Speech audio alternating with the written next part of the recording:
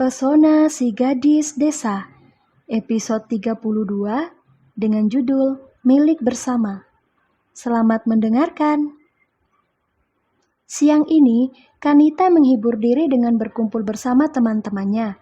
Tak lupa juga dia pergi ke salon langganan mereka untuk melakukan perawatan agar tubuh dan wajahnya selalu mempesona. Sambil menunggu pekerjaan karyawan salon selesai, Kanita bergosip dengan teman-temannya tentang rencana clubbing yang akan digelar malam ini. Awalnya mereka bergosip dengan begitu heboh, tapi semuanya berubah ketika nama Vedo mulai disebut.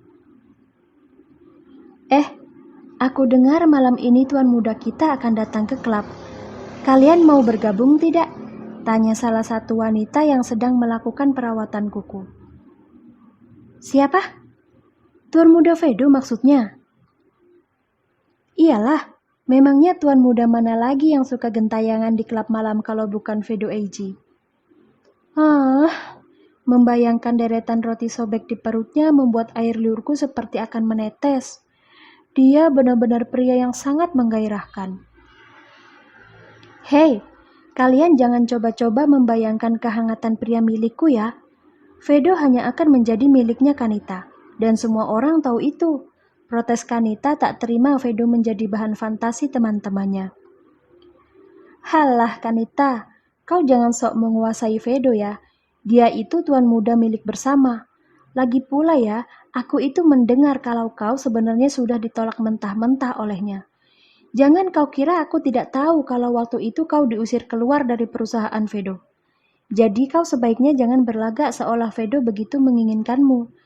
Kita semua tahu dengan jelas kalau dia tidak akan mau tidur dengan wanita yang sudah pernah menghangatkan ranjangnya. Jadi kau jangan bermimpi terlalu tinggi, Kanita. Jatuh itu sakit loh. Kanita mengepalkan tangan saat diejek oleh teman-temannya. Dia tidak menyangka kalau pengusiran yang dilakukan Vedo beberapa waktu lalu bisa sampai ke telinga para wanita sialan ini. Padahal Kanita sudah memerintahkan orang untuk menghancurkan semua video yang sempat diambil oleh para karyawan di sana. Ini sungguh memalukan. Aku sarankan padamu ya Kanita, berhentilah mengejar Vedo karena dia tidak akan mau denganmu. Kau itu tidak ada bedanya dengan kami yang hanya dianggap sebagai teman ranjangnya saja. Jadi berhentilah sebelum Vedo mempermalukanmu dengan cara yang lebih buruk lagi. Diam kau, jangan ikut campur dengan sesuatu yang bukan menjadi urusanmu.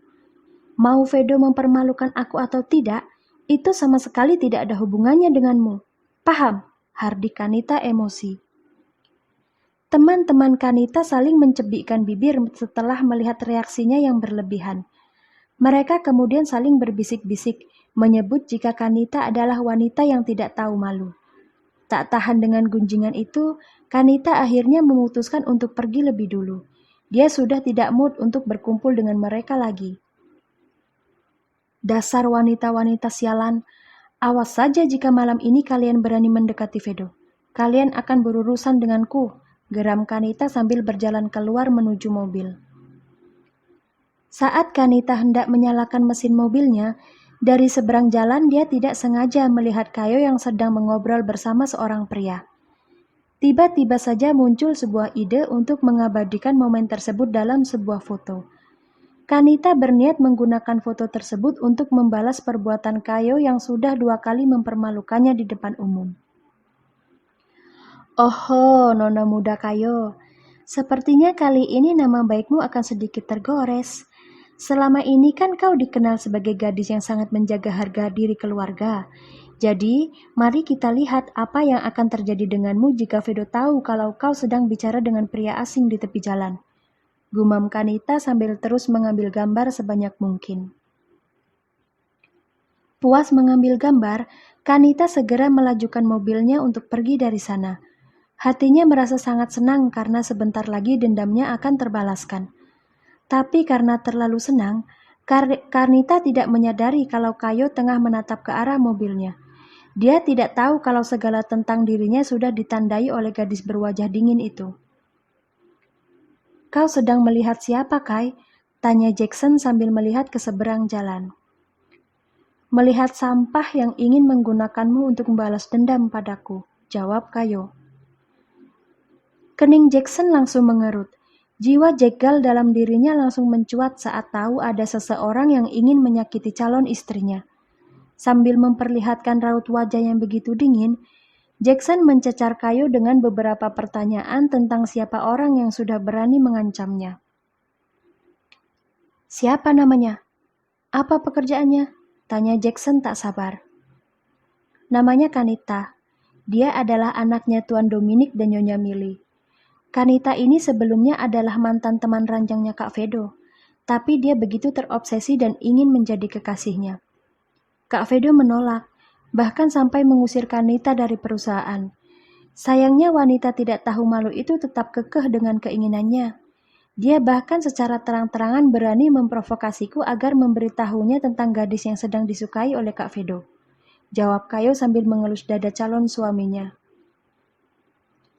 "Memangnya gadis mana yang sedang disukai oleh kakakmu?" Jackson menarik tangan Kayo hingga menabrak dadanya. Dia lalu memeluk gadis ini dalam sekali rengkuhan. "Gadis itu namanya Luri. Dia adalah adiknya Lucy, istrinya Glenn. Kau tahu kan?"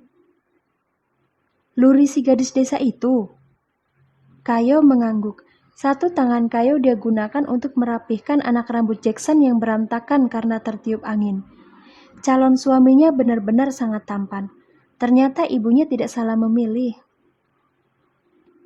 "Hei, jangan terpesona dulu denganku.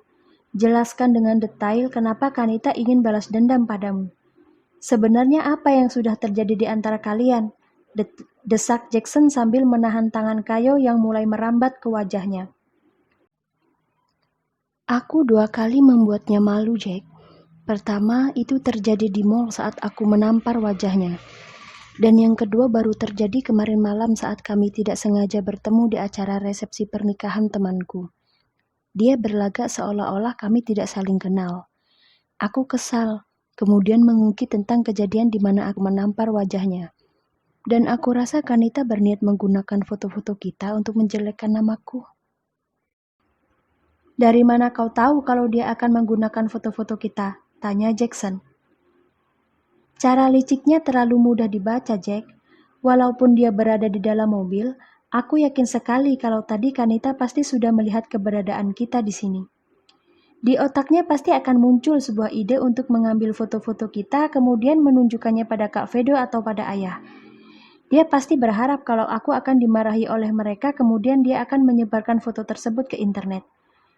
Aku ini anaknya Abigail, Jack. Tidak akan mudah untuk mengelabuiku," jawab Kayo sembari menyeringai tipis. Jackson tersenyum puas melihat kepercayadirian Kayo. Rasanya sungguh senang karena dia memiliki calon istri yang sangat hebat dan juga cantik. Malas membicarakan Kanita, Jackson kemudian mengajak Kayo untuk masuk ke dalam mobil. Dia berniat mengajaknya pergi untuk menyapa calon mertuanya yang saat ini tengah berada di perusahaan. Sebenarnya, tadi itu Kayo baru saja menjemput Jackson di bandara. Mereka kemudian berhenti di minimarket untuk membeli air minum. Tapi sayangnya kebersamaan mereka diganggu oleh kemunculan sosok yang tidak mereka harapkan. Kanita. Wanita tidak tahu malu itu tanpa sengaja telah melakukan kesalahan besar karena ingin memfitnah Kayo yang sedang bermesraan dengan calon suaminya sendiri. Sambil mengemudikan mobil, Jackson menantikan performa Kanita dalam merusak nama baik calon istrinya. Dia ingin lihat seberapa kuat wanita ini mampu menumbangkan sikap dingin Kayo yang bahkan dirinya saja pernah sampai mengeluh. "Kau akan mati jika tidak membuatku puas, Kanita." Beraninya menyinggung calon istriku. Batin Jackson menahan emosi.